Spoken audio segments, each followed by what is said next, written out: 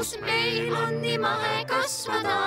Ja mina olen seekord pildis. Viljatonn on minu kilbil. Tule meile külla.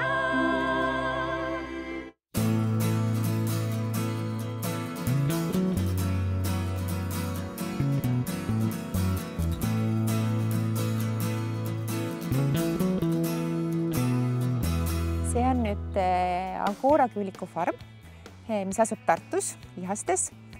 Ja see sai tehtud 2015. aasta septembris, et siis tuli esimene Angora küülik. Nüüd on sellest nüüd juba peaaegu varsti 2 aastat möödas ja küülikuid on nüüd juba 91 täiskasvanud ja 15 väikest beebit. Mõte tuli sellest, et minu praegune 9-aastane poiss tahtis väga saada lasteaia lõpetamise puhul endale lemmikküülikut. Ja siis ta nägi ühe raamatukaane peal sellist lontkõrvküülikut, küülikupoega õigemini. Siis ta mul mangus mitu kuud, et tema tahab ka sellist. Ja sai siis see küülik siis ostetud talle ja siis tekkis huvi, et mis nad siis teevad või mis nad siis söövad ja kuidas nad kasvatada. Aga kuna minu jaoks on see tapateema, minu jaoks nagu siuke, mulle ei meeldi see, et otsisin siis küülikuid, keda saab teistmoodi kasvatada, et seda koledat tööd tegema ei pea.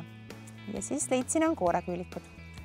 Aga selleks, et veel rohkem teada saada nendest, siis ma astusin 2015 aasta septembris Järvamaa kutsehariduskeskusesse küüliku kasvatust õppima.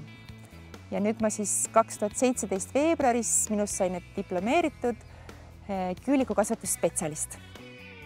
Ma kasvatan neid küülikuid eelkõige villa saamise eesmärgil, aga samas on väga palju, soovitakse ka 1, 2, 3 küülikut endale kas maakoju või koju lemmikuks.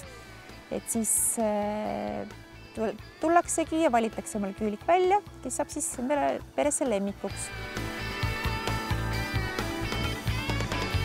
Angora küülikud pügatakse iga 3 kuu tagant.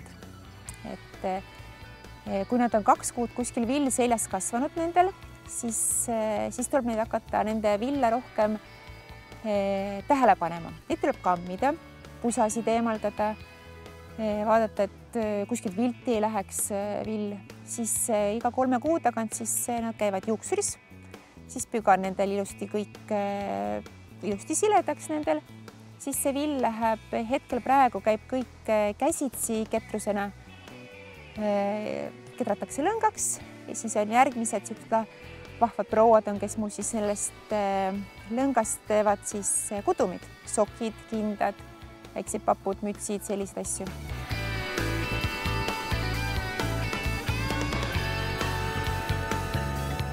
Avatud talude päeval saab siis meie juures vaadata kõigepealt küülikuid, nendega mängida, siis mina räägin, näitan, kuidas neid pügatakse.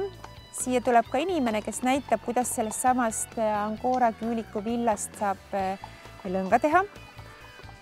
Siis on võimalik osta otse loomulikult kõiki neid tooteid ja lõnga.